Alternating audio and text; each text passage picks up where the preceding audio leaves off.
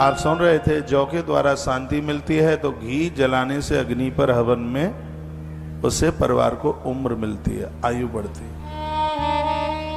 Corona काल में हमने बड़े यज्ञ कराए थे, क्योंकि ये जानकारी थी ग्रंथों से कि हवन में यज्ञ में घी जलाने से ये समझ लो कि उम्र वरदान में मिल गई है।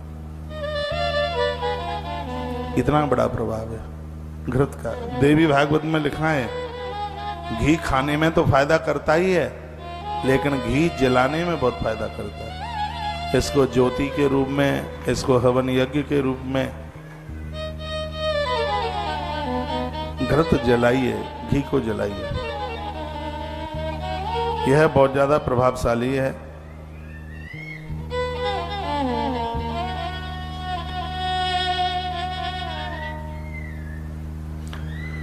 धन कामस्तथा बिल्वै श्री कामा कमलस्थता। जिनको धन की प्राप्ति चाहिए तो बेल की गिदी आती है बाजार में, उसको घी में डालिए, पूरी गिदी घी में डाल दें। फिर इस सावन के महीने में उस बेल गिरी के द्वारा यज्ञ करें भगवान का, ऐसे घर में धन बढ़ेगा। और याद रखना, आज ही मैंने बताया और मैं श्लोक बोल रहा हूं, बिना प्रमाण के कोई बात नहीं होगी। श्री कामा कमलस तथा, आपके घर का धन कहीं उल्टी पुल्टी चीजों में खर्च ना हो, गलत कामों में खर्च ना हो, उसके लिए कमल के फूल, याद रखना, सीधा फूल कभी अग्नि में नहीं डाला जाता, अपराध हो जाएगा। फूल में मां लक्ष्मी का बसेरा है, इसलिए जब भी फूल आग में डालते हैं तो उसको पहले घी में डाला जाता है। तो ग्रंथ में वर्णन है कि श्री कामा कमलस तथा, घी में कमल के फूल डाल करके फिर उसमें यज्ञ में आहुति डाली है, तो इससे घर में धन टिकेगा, उल्टे पुल्टे फिजूल पर खर्च नहीं होगा। पैसा आना ये आपका पुरुषार्थ है, और पैसा गलत जगह खर्च ना हो, ये भगवान की बहुत बड़ी कृपा है। नहीं तो पैसा बड़े अपराध कराता है। रावण जैसे लोगों पर पैसा आ जाए तो कुकर्मों के अलावा होगा क्या। और जनक जैसे लोगों पर धन आता है तो वो लक्ष्मी रूपा जानकी को प्रकट कर देता है, भक्ति को प्रकट कर देता है। और जहां भक्ति प्रकट हो जाती है वहां भगवान राम चल करके आ जाते हैं। और इससे भी थोड़ी हल्की ताली बजा के देखना कैसे लगेंगे आप। ऐसा लग रहा है कि आपका सोमवार आज ही है क्या।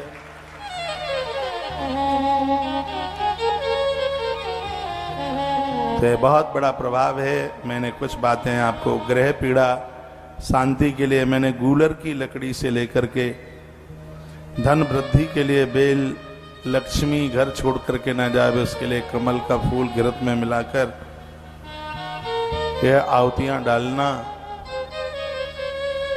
ये कुछ बातें हमने आपके बीच में रखी। अब मैं आपको वहीं लेके आ जाऊं जहां आपसे महापुराण का महात्म्य सुन रहे थे कल। कथा 1 महीने की है। शिव महापुराण की कथा इतनी अद्भुत है कि ये 10 महीने में भी पूरी नहीं हो पाएगी। आज मैं कमरे में उस बच्चे को, मुकुंद को बोल रहा था, मैंने कहा ग्रंथ इतने हैं, शिव पुराण के ऊपर कुछ भी नहीं है। आदि की बात है, क्योंकि मैंने इसको बहुत बारीकी से पढ़ा है, अनादिकाल का है। और आनंद की बात यह है कि इसके वक्ता स्वयं भगवान महादेव है। ऐसा नहीं है गंगा गए तो गंगादास और यमुना गए तो यमुनादास। हकीकत में इस ग्रंथ की बहुत बड़ी महिमा है। और आनंद की बात इसमें जो वर्णित की गई है वो ये है, कहीं भी दुनिया के किसी भी कोने में शिव महापुराण की कथा होती है, वो स्थान अपने आप में काशी हो जाता है। महाकाल के उज्जैन में तो आप बैठे ही हैं, शिव महापुराण की कथा चल रही है, इसलिए काशी का संगम हो रहा है। वह स्थान काशी बन जाता है जहां पर ये शिव महापुराण का आयोजन होता है। तो भगवान महादेव की कृपा से यह सौभाग्य और हमें और आपको प्राप्त हो रहा है। और यहाँ की धरती पर ये 4 वर्ष में दूसरा शिव महापुराण है।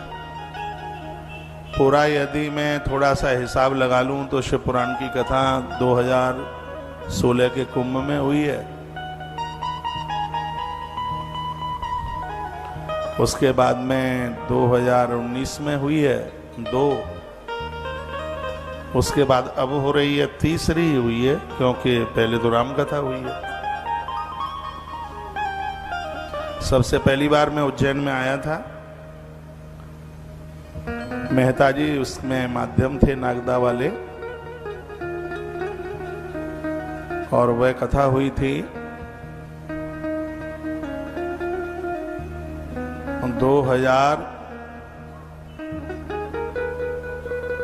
2002 का अगस्त था। आज भी मुझे ध्यान सा है, महाकाल भवन के हॉल में था कार्यक्रम।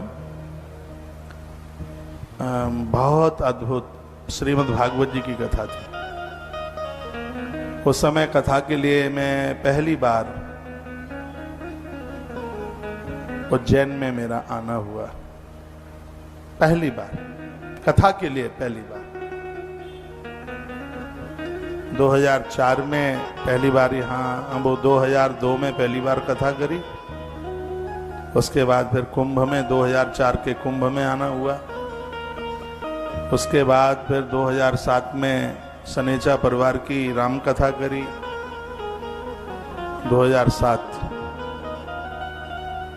2007 के तत्पश्चात जब जैसे जैसे क्रम बना, महादेव की कृपा हुई, आनंद होता रहा। लेकिन जब हाँ, एक बार महाकाल मंदिर समिति ने भी शिव पुराण की कथा कराई थी, ध्यान में आ गया। शिव महारात्रि थी उस समय। देखो, दुनिया में वक्ता की कोई कमी नहीं है। मैं कितना भाग्यशाली हूं कि स्वयं मंदिर कमेटी ने हमारी 2 या 3 कथाएं कराई। एक बार से महापुराण थी, एक बार भागवत थी, शायद एक बार राम कथा थी। मंदिर कमेटी की 3 कथाएं। महाकाल परिक्षेत्र में उनका क्या महाकाल भवन बोलते हैं, उसे क्या बोलते हैं, उसमें कथा हुई। एक बार 2011 में कथा हुई थी, जिसमें बर्फ के शिवलिंग बनाए थे, परिसर में राम कथा थी वह, और हमने गुरुकुल विद्यापीठ के लिए आयोजन किया था और बड़ा अद्भुत कार्यक्रम हुआ 2011 में। और हम महाकाल से अनुमति लेकर पहली बार श्री गया जी में जा रहे थे और यहीं से सब अनाउंस किए थे, और इतने लोग इकट्ठे हुए थे। और ये पहली बार कुछ हुआ था कि हम सबको मना करते करते भी 697 पोथी बैठानी थी 108, और नामांकन पोथी बैठी थी 697। उसका अनाउंस यहीं से हुआ था, महाकाल से। गया बहुत बड़ा धाम है, बहुत बड़ा तीर्थ है। मैं तो कहूँगा मनुष्य जीवन प्राप्त किया है तो अपने पूर्वजों के निमित्त श्री गया जी एक बार यात्रा जरूर करना। पितरों के लिए, पूर्वजों के लिए गया जी की भागवत समझ लो कि पूर्वजों से, उनके ऋण से ओऋण होने वाली बात होगी। मैं 8-7 बार गया जी गया हूं, और श्राद्ध के समय पर ऐसा प्रतीत होता है कि हमारे पूर्वज जिंदे हैं, इस धरती पर उतर के आ गए। फल्गु माता को ऐसा वरदान मिला है। यहाँ के भगवान स्वयं गदाधर वहां पर विराजित हैं, बैठे हैं। जहां पूर्वज कहीं भी तृप्त नहीं होते, उद्धार नहीं होता, उनका समाधान फिर श्री गया जी में ही जाके होता है। इसलिए इसको पितृ तीर्थ के नाम से जाना जाता है। हर एक गृहस्थ व्यक्ति को, हर एक विरक्त व्यक्ति को, हर किसी को इस स्थान पर भगवान गदाधरनाथ, माता फल्गु के किनारे पर जाना ही चाहिए। कोई एक रात्रि भी गया जी में रुक के आ जाता है तो उसके पुरखे तृप्त हो जाते हैं। अब के बार तो हमने श्री गया जी में वायु पुराण की कथा करी, जिसमें गया के अद्भुत महात्म्य का वर्णन किया, जिसमें यहां तक वर्णन किया गया कि जो गया जी चल के जाता है उसमें 73 पीढ़ियों का तारण होता है। उसमें बुआ का कुंडवा भी आता है, मौसी का कुंडवा भी आता है। उसमें 73 पीढ़ियां और वो जोड़ करके बताई थी वायु पुराण में। पहली बार वायु पुराण किया था वहां से, जिसमें पूरे गया जी की महिमा का वर्णन किया गया था। आप गए हैं तो बहुत अच्छी बात है, नहीं गए हैं तो श्री गया जी आप अवश्य में जाइए, बहुत अद्भुत जगह है। ऐसा लगता है कि पुरखों के ऋण से उऋण हो गए। पिंडदान 4 साल से पहले नहीं होता। यदि किसी के घर में कोई मौत हुई है तो 1 वर्ष तक कोई उद्यापन नहीं होता, याद रखना। 1 साल तक जनेऊ नहीं होता, किसी भी व्रत का उद्यापन नहीं होता 1 वर्ष तक। हाँ, 1 साल के बाद तर्पण होता है। भागवत जी तो 4 दिन के बाद भी, भागवत की तो महिमा ही इतनी है। इस वर्ष में या कोरोना काल में यदि किसी की मृत्यु हुई है तो उनके लिए श्री गया जी का सत्कर्म बहुत अनंत गुना है। और आनंद की बात मैं और भी कुछ आपको यह बता रहा हूं कि जब तक किसी की मृत्यु को 4 वर्ष नहीं हो जाते तब तक पिंडदान नहीं कराया जाता। वहां तो तुम पहुंचोगे, वहां तो 1 ही महीने में पिंडदान करा देंगे। हाँ, लेकिन मैं आपको शास्त्र सम्मित बात कहूंगा, जिन देवताओं को आप संपूर्ण रूप से उनको पिंडांजलि देने के लिए आप जा रहे हैं, 4 वर्ष तक जब तक उनका चतुर्थ पटा नहीं हो जाता तब तक उनके पिंड गया जी में नहीं भरे जाते, तर्पण होता है। उनके लिए भागवत जी बिठाई जाती है। श्रीमद् भगवत गीता का पाठ तो बहुत ज्यादा वरदान है, यह होता है, सिर्फ अकेला पिंडदान नहीं होता। वर्णन किया है, छोटा भाई गया जी में जा सकता है, भाई के लिए बड़ा भाई जा सकता है, पुत्र जा सकता है, और कोई भी नहीं है तो पत्नी को जाने का अधिकार वायु पुराण में वर्णन है। पत्नी जाके अपने पति के लिए निमित्त बनकर ये सब कुछ करवा सकती है। भगवान नारायण ने गरुड़ के माध्यम से यह अनुमति दी है। जब कोई गया जी के लिए जाता है तो गांव की पूरी फेरी देके जाता है, पूरी परिक्रमा करके जाता है गांव की। गांव के मंदिर में दर्शन करके जाता है, और जब वो गया जी से लौटता है तो रास्ते में पड़ने वाले किसी तीर्थ का दर्शन करके तब अपने घर पहुंचता है। कोई तीर्थ न मिले तो गांव के आसपास यदि कोई मंदिर मिल जाए तो 1 रात्रि उस मंदिर पर रुक करके फिर वह अपने घर जा सकता है। ऐसा नियम गरुड़ देव को भगवान नारायण ने गरुड़ पुराण में बताया। इतनी अच्छी अच्छी बातें कही हैं गरुड़ पुराण में, आप सुनेंगे। सालवी भागवत और गरुड़ पुराण दोनों है गया जी में। यदि किसी की पंचक में मृत्यु हो गई और पंचक में ही उसका दाह संस्कार कर दिया तो वो 4 को और लेके जाएगा, 5 मृत्यु हो जाएगी। पंचक में यदि किसी का दाह संस्कार कर दिया तो फिर क्या करना चाहिए ऐसी स्थिति में? ऐसी स्थिति में कुसा के 4 शरीर और बनाए जाए। कुसा डाब कहते हैं उसको। 4 शरीर और बनाए जाए तो बीच में तो जिसकी मृत्यु हुई है उसको दाह संस्कार किया जा रहा है, उसको लिटाएं। 2 इधर लिटाएं और 2 उधर लिटाएं। इन 5 शरीरों में एक साथ दाह संस्कार किया जाता है। ये तो मैंने इसके ऊपर तो एक आध वीडियो भी डाली है। मुझे कोई बोल रहा था कि महाराज जी क्या बताएं कि इतनी मृत्यु परिवार में हो गई है, सहन नहीं होता, इतनी दिक्कत। मुझे कई लोग मिले, वो ऐसी ये घटनाएं घट जाती हैं जो मैं आपको निवेदन कर रहा हूं। जब भी श्री गया जी से गरुड़ पुराण की कथा हो, आपने 10 लाख काम छोड़कर उस कथा को जरूर सुनना, क्योंकि यह कथा पूर्वजों को तृप्त करती है। लोग अभी तक अचंभित होकर के बैठे थे, कहते थे मरे गिरे में जब कोई मर जाए तब सुनाई जाती है, लेकिन इस किवाड़ को हमने खोलने की कोशिश की और सबसे पहला इस मृत्यु लोक में व्यास पीठ पर बैठ करके इस कलकाल में गरुड़ पुराण पूर्वजों के लिए भक्तों को सुनाया। अब तो बहुत गरुड़ पुराण हो रहे हैं, लेकिन जिस समय आज से कई वर्ष पहले मैंने श्री गया जी की धरती से गरुड़ पुराण और कोरोना काल में वृंदावन से व्यासपीठ से यदि मैं गरुड़ पुराण नहीं सुनाता तो फिर 18 पुराणों की लिस्ट पूरी कैसे होती। मरे गिरे में तो मैंने किसी मृत्यु भोज में जीवन में कभी भोजन नहीं किया, तो मैं जनेऊधारी ब्राह्मण हूं और हर नियम का पालन करता हूं, रोज हवन करता हूं, तो मुझे कोई सूतक पातक लगता नहीं। अग्नि पुराण में लिखा है कि जो नित्य हवन यज्ञ करता है उसे कोई सूतक पातक नहीं लगता, उसके ऊपर ग्रहण का भी प्रभाव नहीं होता। नित्य के यज्ञ का मैं 365 दिन यज्ञ करता हूं। हाँ, मेरा जनेऊ शुद्ध रहता है भगवान की कृपा से। मैंने कभी कोई मृत्यु भोज में जीवन में कभी भोजन नहीं किया, तो किसी के मृत्यु के समय पर गरुड़ पुराण कहां से सुना था। लेकिन मैं भाग्यशाली हूं कि मैंने पवित्र व्यासपीठ से इस दुनिया को, पूर्वज और पितरों को गरुड़ पुराण की हल्ला बोल कथा सुनाई और बहुत बारीकी से सुनाई।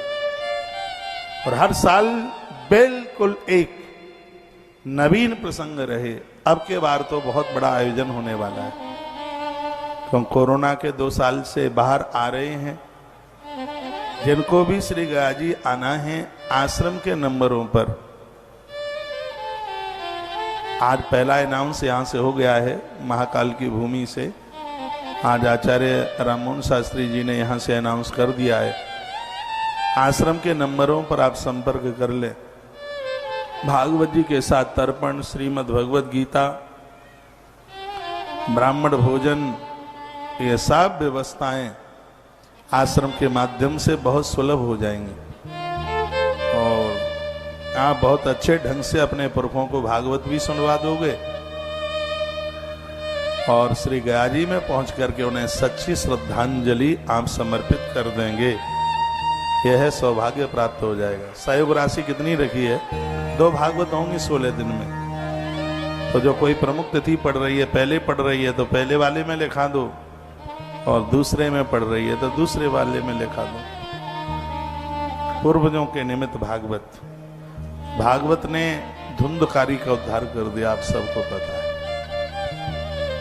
जिसके यहाँ कोई अकाल मृत्यु कभी हुई हो, कहीं कोई इस तरीके से किसी की मृत्यु हुई है, कोई आत्महत्या करके मौत को प्राप्त हो गया है, कोई एक्सीडेंट इत्यादि से, कोरोना से किसी की इस तरीके से कोई मृत्यु हुई है, वो लोग तो जरूर सुने जिनके हाथ में अपनों का शरीर भी नहीं आया और वो अंतिम संस्कार भी नहीं उनका कर पाए। उनके निमित्त श्री गया जी में श्रीमद् भागवत की पोथी उनके लिए, दुनिया में पोथी बैठा ली जाती होंगी, लेकिन मुझे अपने आश्रम के माध्यम से बैठने वाली पोथी के ऊपर इतना विश्वास है कि 18,000 श्लोकों का एक एक श्लोक का पाठ होता है, एक भी श्लोक को छोड़ा नहीं जाता। एक विस्तार पूर्वक बड़े आनंद के साथ, विधि और विधान के साथ। आज से रजिस्ट्रेशन आरंभ उसके हो गए हैं। आश्रम के नंबरों पर कांटेक्ट कर लें। आइए, मैं शिव महापुराण का महात्म्य जो कि कल भी आप सुन रहे थे और मैं वहीं से आज फिर आपको बात कर रहा हूं। जीव सुरता प्राप्ता प्रायो घोर कलाभिः तस् संशोधने किम ही विद्धते परमायनम्।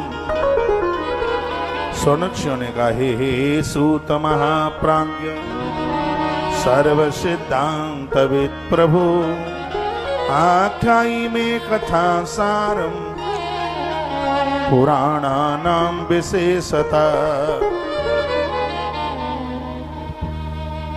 इधर वाले आदमी को बुलाना, प्रवीण भाई।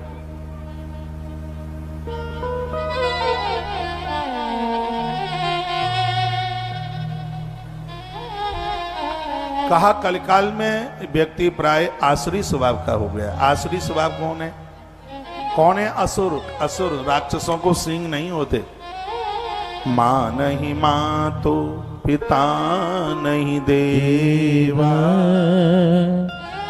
मां नहीं मां तो पिता नहीं देवा, साधु सन कर बावही सेवा, साधु सन कर बावही देवा।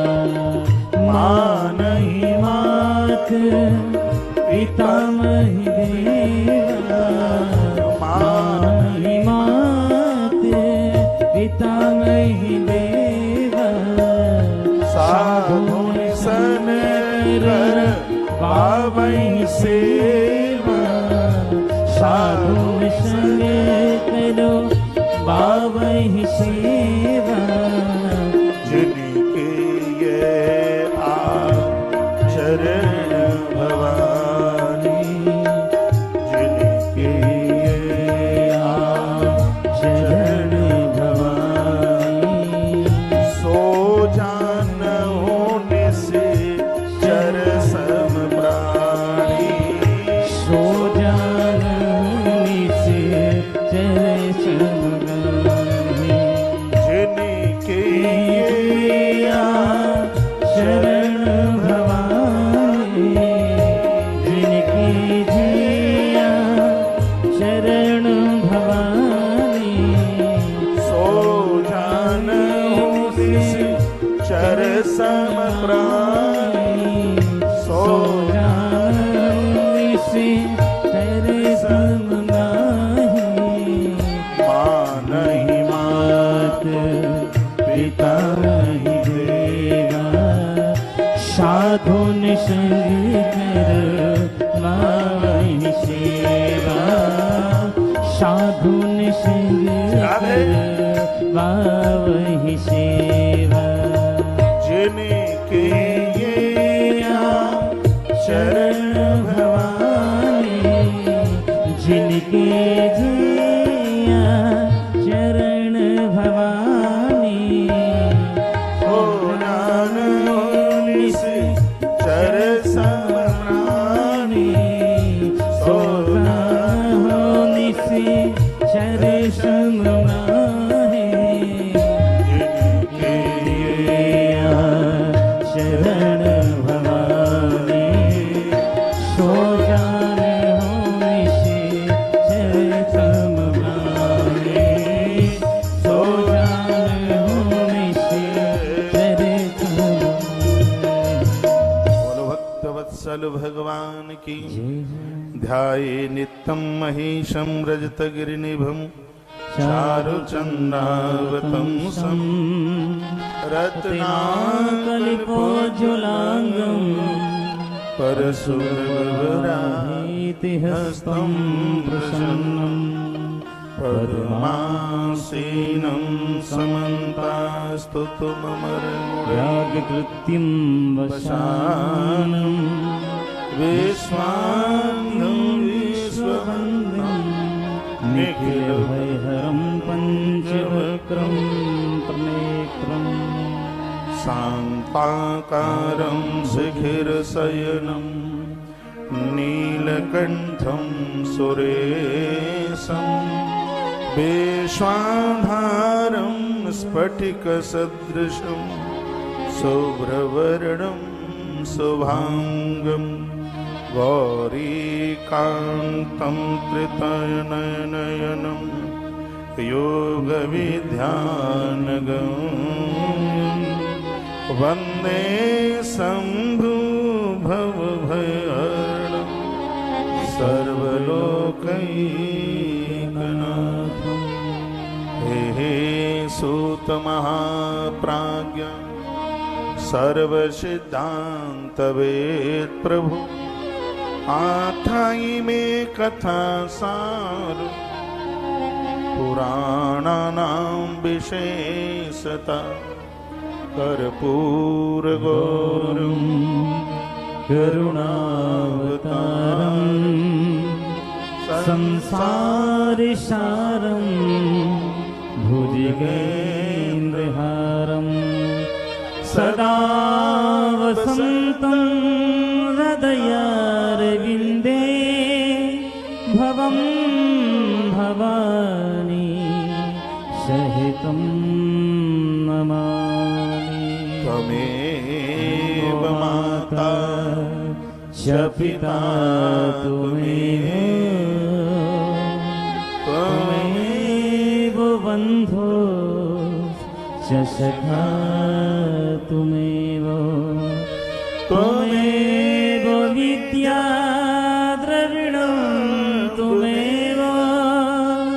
त्वमेव सर्वं मम देव देव त्वमेव सर्वं मम देव देव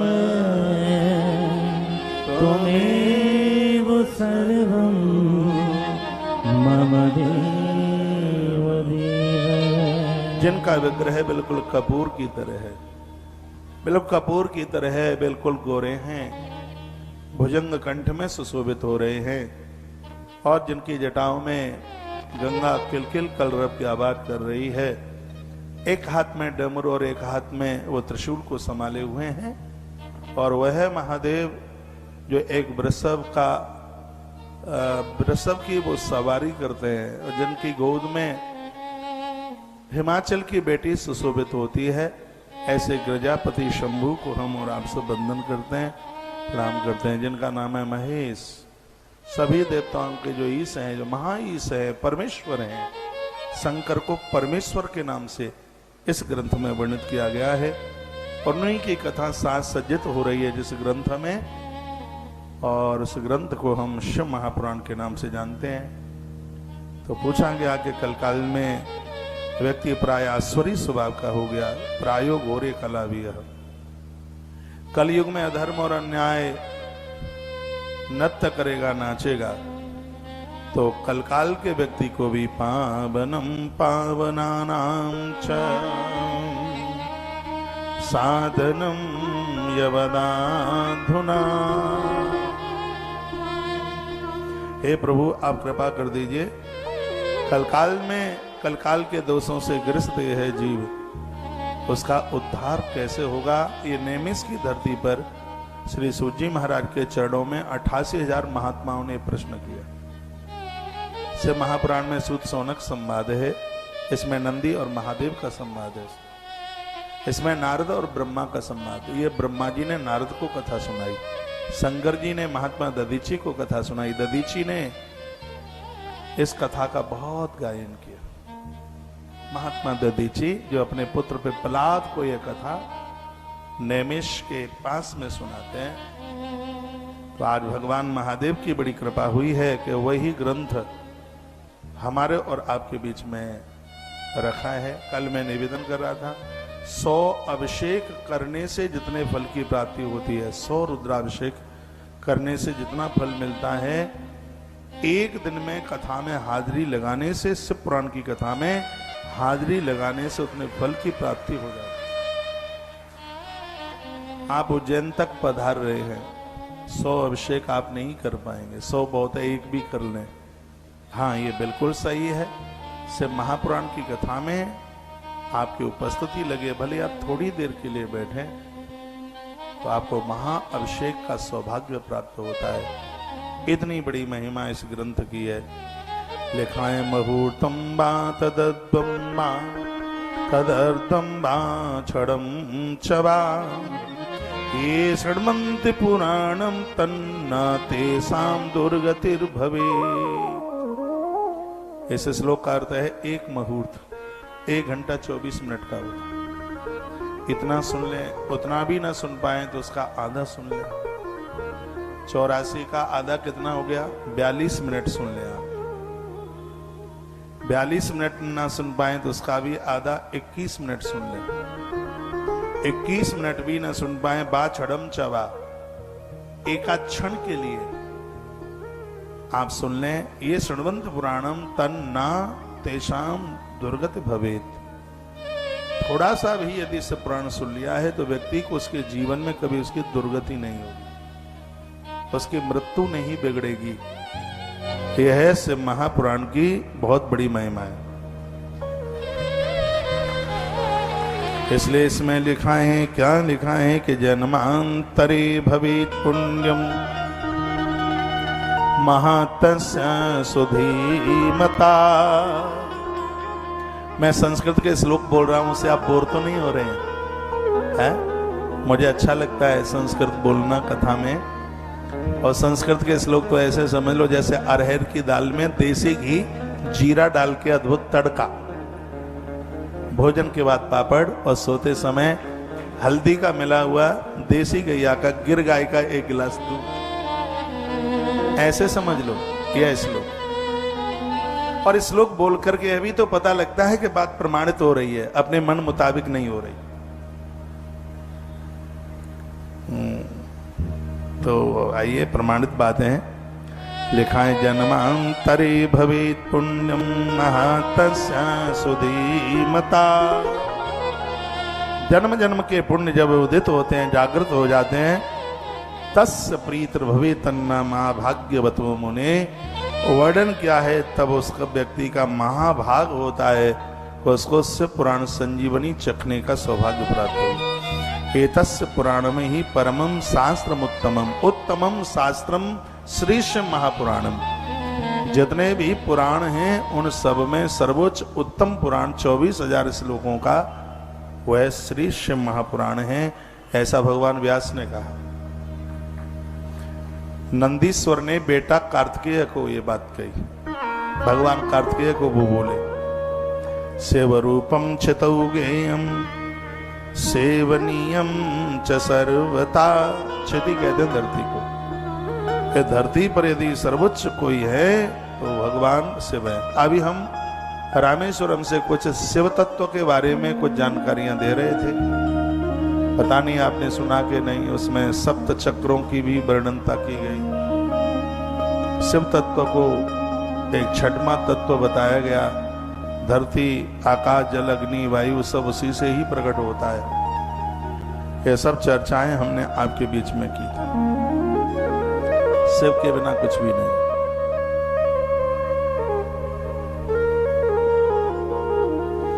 शिव के अंदर जो तत्व है वो इकार है। शिव में से उस इकार को निकाल दो। इकार क्या है? सुबह से लेके शाम तक आप भजन, आराधना, साधना, पूजा पाठ, भगवत चिंतन, ग्रंथ चिंतन जो करते हैं वो शिव के ऊपर इकार यही तो है। शिव में से उस इकार को आप छोड़ दें, ये नित्य साधना को अलग कर दें तो सब बचता है। सब का अर्थ है मुर्दा। आप कितने भी व्यस्त क्यों न हो, अपनी नित्य की साधना, आराधना, पूजा पाठ बिल्कुल मत छोड़िए। सूर्य को अर्घ, भगवान का अभिषेक, यजन, गुरुदेव से मंत्र सुना है, वह एकाध माला नित्य का जपना, यही जीवन का आनंद है। इसके बिना कुछ भी नहीं। और मैं तो बहुत बार कहता हूं, पूजा पाठ करके अपनी नौकरी पर या अपने व्यापार की तरफ जाओगे तो आपको ऐसा लगेगा कि 4 धाम की यात्रा करने के लिए जा रहा हूं। पूजा करने से मन को इतनी शांति मिलती है, इतना सुकून मिलता है, बहुत आनंद होता है। हम सनातनी लोगों के लिए मृत्यु लोक में यह वरदान है और इस वरदान को भुनाते रहिए। कोटिम तोक्ताम हरिम स्मरेत शब्द लिखा। करोड़ काम करने से पहले आप भगवती काम करें। नियम ले लें कि बिना पूजा किए आप घर छोड़े नहीं। कहीं लंबी यात्रा में, कारोबार में, नौकरी पर, जहां भी आप जा रहे हैं, बहुत विस्तार से नहीं कर पा रहे हैं तो आप संक्षेप में करें। मैंने ग्रंथ में पढ़ा है 4 से लेकर 5:30 बजे के बीच में बिस्तर छोड़ने के फायदे। आप जल्दी बूढ़े नहीं होंगे, झुर्रियां जल्दी नहीं पड़ेंगी। और किसी के चेहरे पर ज्यादा झुर्रियां पड़ गई, आंख के नीचे काला काला हो गया है, इसको आप आलू का रस निकालें, मिक्सी वगैरह में डालकर आलू का रस निकाल लें और आलू का रस आप इसको त्रिफला के पानी में इस रस को डालकर उससे आप अपना मुंह धोएं। जब भी कभी आप आलू खरीदने के लिए जाते हैं तो उसमें ये जरूर देखना उसमें हरापन तो नहीं है। आलू का जो हरापन है वो विषैला है। जैसे जहर मारक है हरा आलू, ऐसे ही जीवन को मारने का काम करता है। लोगों ने आलू खाना बंद कर दिया है यह सोच के इससे मोटापा बढ़ता है और इससे डायबिटीज बढ़ती है। तो आलू खाना काफी बंद कर दिया है। बिना यूरिया का आलू हो, उस आलू में थोड़ा सा दही डालकर उसको बनाया जावे तो ये ना मोटापा बढ़ाता और ना ये डायबिटीज को बढ़ाता। आलू का रस सौंदर्य के लिए बड़ा प्रभावशाली है। आलू का रस, हरा आलू मत खरीदना, बिल्कुल फ्री में मिले तो भी मत लाना, जो नीचे थोड़ा हरा सा रह जाता है वो उसका विषाक्त स्थान है। आलू छिलका उतारने से भी ज्यादा छिलके सहित आलू बनाया जाता है, वो ज्यादा फायदेमंद करता है। छिलका वाला आलू छिलके के सहित, सेब छिलके के सहित फायदा करता है। आलू छिलके के सहित बहुत फायदा करता है। आलू का रस निकालकर और उससे आप अपना मुंह धोएं। ये बाजारू जितनी भी चीजें लीपा पोती की आती हैं वो आपको इतना सौंदर्य नहीं दे पाएंगे। ये मैंने आज ही पढ़ा है आयुर्वेद के ज्ञान में, यदि पहले पढ़ लिया होता तो ये बात मैं पहले आपको जरूर बताता। आलू का रस, इससे आप मुंह धोइए, झुर्रियां कम क्या वो खत्म ही हो जाएंगे। कालापन या आंखों के नीचे का, इसका रस इतना प्रभावशाली है। मैं बात तो कुछ और बोल रहा था, मैं यह निवेदन कर रहा था 4 बजे से लेकर 5:30 बजे तक आप अपना बिस्तर छोड़ते हैं। यह आपके स्वास्थ्य लाभ के लिए बहुत ज्यादा फायदेमंद है। एक तो काम समय से हो जाएगा और 25 साल आपको उम्र गिफ्ट में मिल जाएगी भगवान के यहाँ से, समझ लें। भोर में जागने वाले लोग बहुत लंबी जिंदगी की पारी जी के जाते हैं। सुबह जल्दी जागने से सबसे आनंद की बात है, बत्ती सी नहीं जड़ती, दांत जल्दी नहीं टपकते।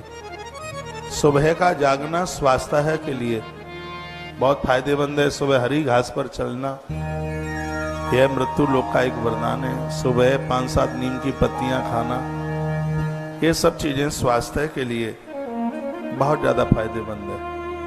भोर में सूर्य उदित होने से पहले स्नान कर ले। घर के काम धामों को सिमटा करके, काम इतने होते हैं तो सुबह जल्दी जाकर भगवान को जगा दो और एक दिया जला के रख दो, फिर घर के कामों में लग जाओ। बच्चों को स्कूल भेज दो, पति को उसके ऑफिस या नौकरी पर भेज दो और उसके तत्पश्चात आप थोड़ा सा जल पी के, पानी पी के या थोड़ा सा फिर दूध पी के, क्योंकि आपको पूजा में ज्यादा टाइम लगेगा। और चाय का तो मैं पक्षधर नहीं हूं, और थोड़ी बहुत लें तो ठीक है, नहीं तो ये जितना भी हड्डियों का जो दर्द है ये चाय चाची के ही द्वारा मिल रहा है। ये बूढ़ा करे देती है चाय।